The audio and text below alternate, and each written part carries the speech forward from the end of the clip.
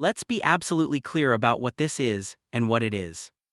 This is not a crash story. You won't find me painting some romantic slow-motion image of a highside, or a gust of wind playing traitor at the worst possible second, or a simple case of bad luck that happens to fast guys on fast Sundays. No, what happened at Jerez goes deeper than asphalt rash and carbon fiber splinters. This is the story of a man who has spent his entire professional life walking up to the laws of physics, looking them dead in the eye and politely, or not so politely, informing them that they don't apply to him. And for the first time in his reign, those same laws didn't just push back. They grabbed him by the throat, dragged him through turn 11 at 200 kilometers per hour, and threw him into a gravel trap like a bin bag full of broken ambition. And here's the part that makes it absolutely savage, not just brutal but existentially cruel. Marc Márquez couldn't explain it. Let that land, the most feared rider of his generation, the most calculating, most psychologically devastating force MotoGP has ever seen.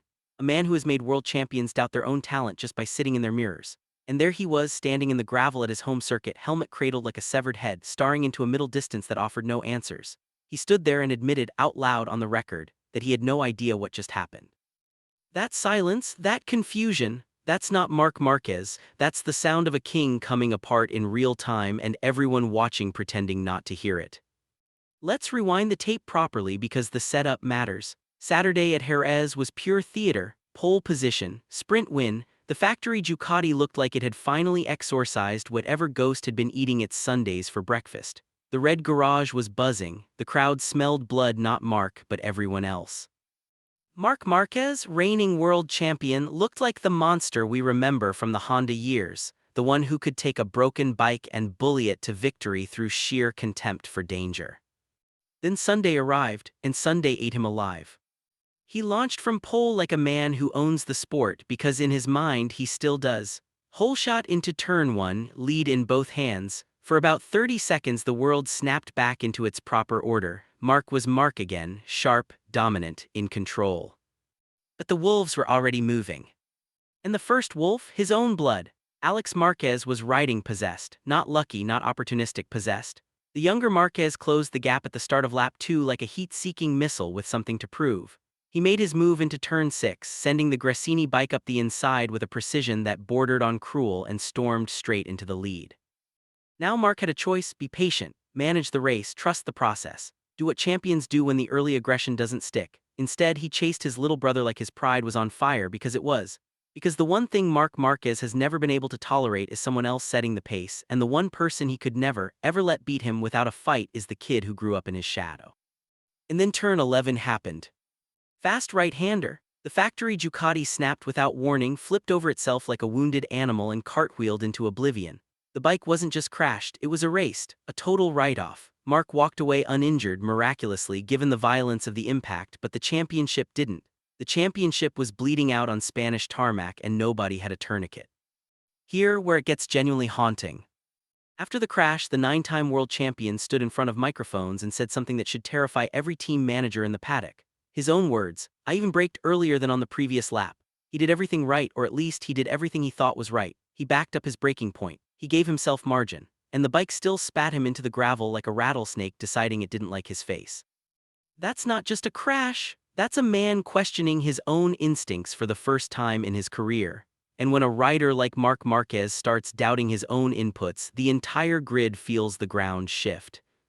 But the mask stayed on for the cameras.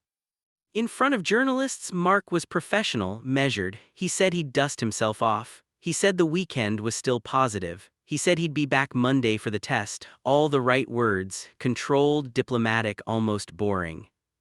Then the cameras left, and Ducati, in a moment of either stunning transparency or catastrophic marketing error, released the behind-the-scenes footage. And in that garage, a completely different animal came out. His engineer leans in, quiet voice, cold data. "The only thing I see, you entered into the corner a bit before. This is the front. Before touching the gas, you were already at the limit." Read that sentence again? That's an engineer telling the world champion in the most polite, data-driven way possible that he was already past the edge before he even thought about accelerating. He was riding on borrowed time. The bike had nothing left to give. The limit wasn't a line he crossed. The limit was a wall he ran through without realizing it was there. Then Luigi Dallegna walks in, the godfather of Ducati. the man who built the machine that has terrorized MotoGP for half a decade. And what does Marc Márquez say to him? No deflection, no blame on wind or tire pressure or the usual ghosts riders hide behind. He looks the most powerful engineer in the sport straight in the face and says, "There are days when I understand why I crashed. Not today, I didn't understand what happened. On the second lap you can't crash like that." Let that sit. Marc Márquez, who has crashed more times than most riders have finished races, who has always had a theory, an explanation, a technical breakdown, stood there and said, "I don't know." That is not a motorcycle problem, that is a rider problem. That is a man who is not himself, and every mechanic, every engineer, every data analyst in that garage knew it. Dalligna knew it, the mechanics knew it, and deep down we knew it before Marc ever said a word on camera. So let's talk about what nobody in the official press conference wanted to say out loud. Marc Márquez is not physically right. He hasn't been since Mandalika last year. His right shoulder, the same one that has been a ticking time bomb through every championship, every comeback, every impossible save, is still causing serious problems. And his right forearm is currently decorated with massive cuts and scrapes from his crash at COTA. That's not one injury. That's 2 open wounds going into race weekends.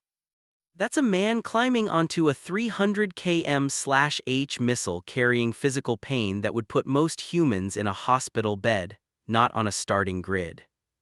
And now, in the most damning admission of the 2026 season, Ducati CEO Claudio Domenicali has publicly acknowledged that Marquez's injury is more serious than the team originally feared.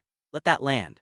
The CEO of Ducati, a man who does not speak off the cuff, who measures every public word like it's going to be carved into stone, is telling the world that the situation is worse than what they told us at the beginning. They downplayed it. They protected the narrative. And now even they can't keep the lid on the truth. The numbers don't lie. Since clinching the title last September in Japan, Marc Márquez has not stood on a Grand Prix podium a single time. Not once. 0. The reigning world champion cannot reach the podium on a Sunday. That is the brutal, unfiltered, ugly reality of where this season stands. 44 points, and the clock is ticking like a bomb. Márquez now trails Marco Bezzecchi by 44 points after just 4 rounds, and Bezzecchi isn't just winning, he's feasting. This man on the Aprilia has been on a rampage that MotoGP hasn't seen in years. Dominant, consistent, operating with zero fear of the man in red. Bezzecchi's 5-race winning streak finally snapped at Jerez, but his second-place finish only added more points to the gap. He handed Ducati nothing. He absorbed the pressure.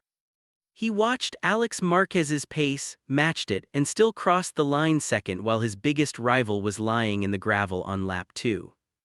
And while Bezzecchi stays clean, the factory Ducati team is spiraling. Francesco Bagnaia, double world champion, a man who has every right to be leading this charge, was forced to retire at Jerez due to a technical issue.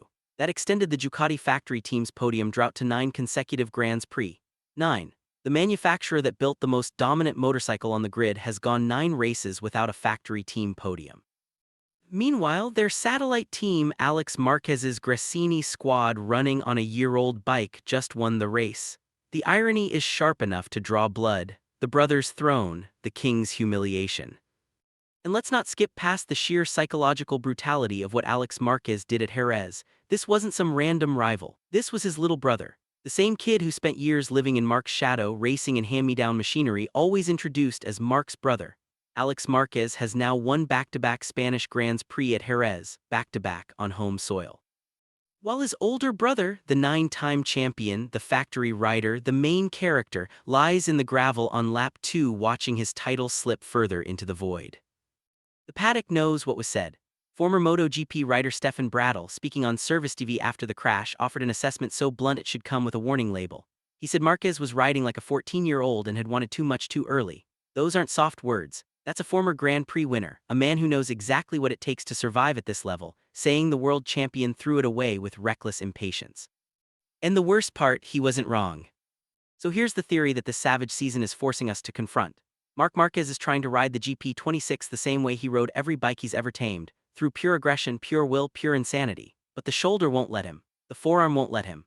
The body he has pushed beyond human limits for 15 years is finally presenting the bill. And the bill is written in DNFs, in garage admissions, in a deficit that grows wider every Sunday. He told Dalligna, "You can't crash like that." He's right. He absolutely cannot. Not at this stage, not 44 points down, not with a shoulder that Domenicali himself admits is more serious than anyone let on, not while his little brother is out there lifting trophies and waving to packed grandstands on the same circuit where Marc is sliding through gravel. The emperor is bleeding, the throne is shaking. And for the first time in a very long time, maybe for the first time ever, Marc Márquez does not have the answer. Le Mans is next. The clock is running out of mercy.